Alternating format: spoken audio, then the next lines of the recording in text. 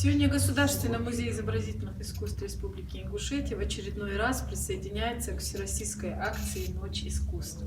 К сожалению, ввиду известных нам событий изменились планы не только у нас, и во всех регионах нашей страны. Мы сегодня будем проводить нашу акцию в режиме онлайн, так как офлайн для нас сегодня не позволителен. И нам сегодня приятно, что сегодня нас посетили участники, авторы и продюсеры первого реалити-шоу нашей республики СУ, который, к счастью, стал очень уже популярным и бьет, мне кажется, уже рейтинги. И хочу, чтобы вы тоже присоединились, сказали свои слова, что бы вы пожелали нам нашей акции.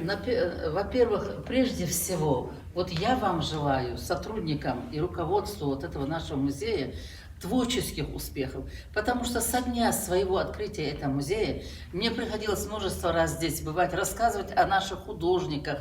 Если раньше в Грозном, когда мы жили в прошлом, так называемом 20 веке, звучало имя одного Мурада Паланкоева или Эсмурзиева Зелимхана, сегодня у нас десятки прекрасных художников, которых знает вся республика, чьи работы выставляются в музеях страны, за рубежом уже появляются.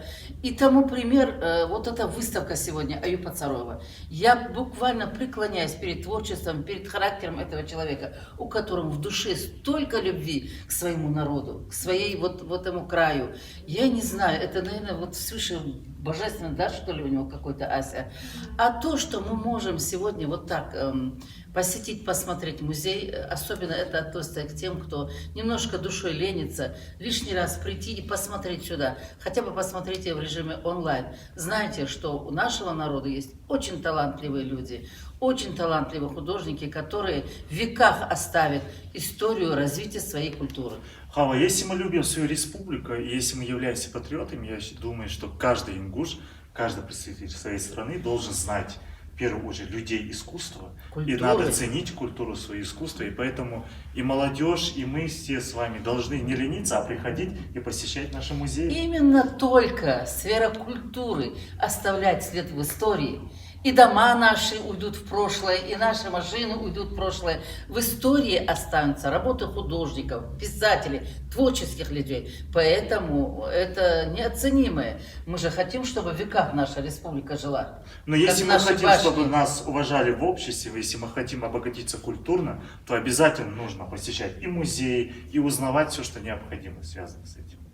Обязательно. Так что, девушки, вы сегодня соприкоснулись с самым прекрасным видом искусства. Посещайте музей!